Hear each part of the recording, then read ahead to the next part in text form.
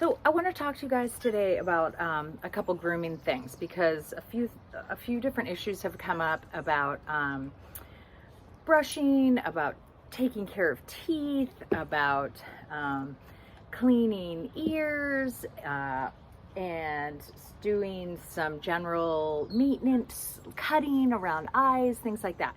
It's really important that we do this now when they're, please don't move that, when their development is open to new experiences, much more so than if we wait even a couple months from now. So I'm going to show you a couple things, then I'm going to do a quick little demo with a couple of the puppies, and then we're going to have you practice over the weekend. So a couple things that I really like that I think are super helpful to have on hand. Number one, this is a silicone lick mat. What this does, and they make some of them that are really cool that have little suction cups on the back.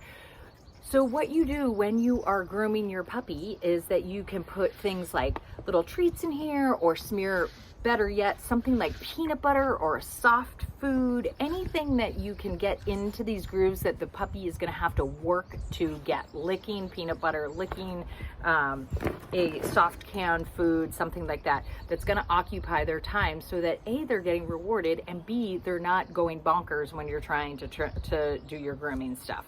The only thing obviously this wouldn't work for is if you're trying to work in the puppy's mouth or teeth.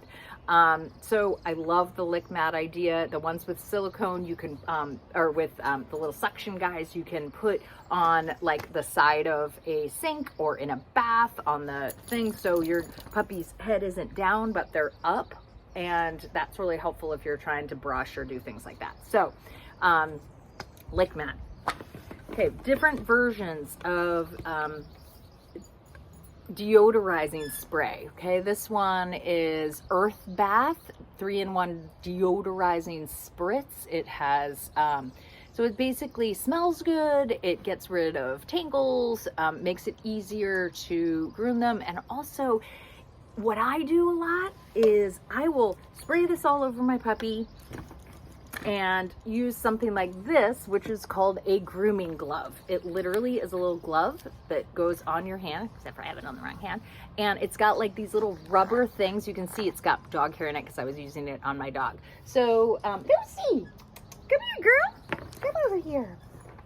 Come here. So I can spray my puppy with my deodorizing spray, and then I'm gonna pick you up so we can see you.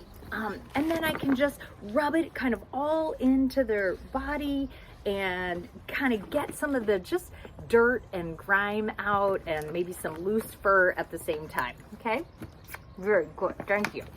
So deodorizing spray, I showed you another one, which is, this one is made by Cloud Star. It's lavender and mint. This one smells really good. And again, I just sort of spritz it all over and then rub it in or brush it through with a comb or a brush.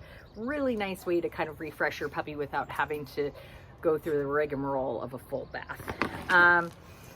Okay, then I have different types of brushes, okay? This is just a tiny little brush with some pretty soft, this is for a puppy, for some pretty soft little, they're referred to a lot of times as a slicker brush, and they make these in all different sizes, but this one's nice for little puppies because you can get around their head and face and have it not be so intimidating like a big brush. And then I recommend that everybody have a version of a flea comb. Okay. Another bigger version of a slicker brush. This one's also nice because it has this button on the back that you can pop out and pull all the fur off, and then you're back to square one. That's really handy. So again, I was talking about a flea comb, okay? So here is again, a really tiny, it's helpful to check for fleas. This is also helpful to get out little knots in your puppy, And the other thing I really like this for is to check for ticks. If you hike anywhere, if you go anywhere where there's any kind of grass, ticks are a problem. So this is really helpful to just really comb through around the face. And again, use your bigger one, but see, it's got these super fine teeth in it. So this is really, really something I would have on hand. These are grooming scissors. If you want to do any grooming on your puppies, these have rounded tips, so you don't have to be so nervous about poking them or injuring them with these little grooming scissors. So we have nail clippers. Okay, these are a type that is kind of open and closed like this. They also make another kind that's like a guillotine. It comes straight down. Here's a scoop with nails. Some puppies are great. They don't mind. If you aren't completely comfortable with it, just walk into your local groomer and just tell them you want to get their nails trimmed. Even if you don't want a bath, it's like 15 bucks or something. They're so good at it. They're so fast at it. It's way less stressful for your dog.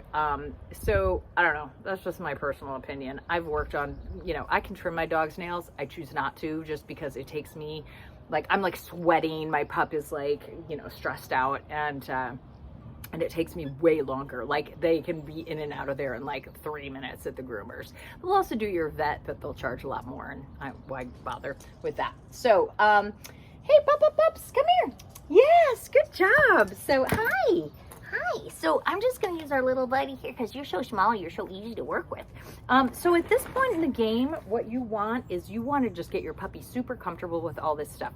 You want to have your lick mat out, or you want to have your treats, or your helper is really nice. Somebody who's treating the puppy as you're going. And you're just going to get him used to grooming. You're just going to sit here with your brush, and you're just gonna brush them, brush, just a little bit at a time. Maybe I'll use my little comb here.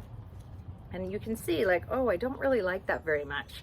So again, if I had somebody here, I would have them doing lots and lots of treating. Maybe just start somewhere down here at the paws. Even if you're not gonna do their nails, poke their little toes so their nails pop out. Get them used to being handled. Look in their ears, okay? Check out what's going on in their ears, and then maybe do a little brush of their ears as you're going along. I know, it's a little stressful. And do like a minute or two at a time. Then put your puppy down. Hi, Lucy. Hi, come here, girl. Okay, Lucy does not love being brushed right now. So again, you can already tell she's this brush, she's nervous. So what I would do is I would spend a couple days, and I would literally just show her the brush and give her some cookies. Show her the brush, give her some cookies. Then maybe just touch the brush on her back, give her some cookies. Get the lick mat out, let her eat, and just sort of push the brush around a few times. Don't even go for a full brushing, but she needs to get more comfortable with it. So it's important. I don't have my toothbrush right here, but I want to talk about getting your puppy used to getting their teeth worked on and brushed, okay? So the first thing I'm going to do is just get my puppy used to me putting my fingers in and around their mouth, okay? So that's, again, just we're getting the puppy accustomed to being touched on all kinds of places, and opening their mouth, looking at their teeth, feeling their gums, feeling their teeth, just rubbing my fingers around in there. And then I can work up to showing them the toothbrush, putting some toothpaste on it, using some dental oral spray. I'm gonna send you some links to different things that I use so you can see that stuff as well. So your job this weekend, in addition to doing some training stuff, is just to start introducing your puppy to some of these different grooming techniques and getting them comfortable and confident, and yourself as well getting comfortable and confident.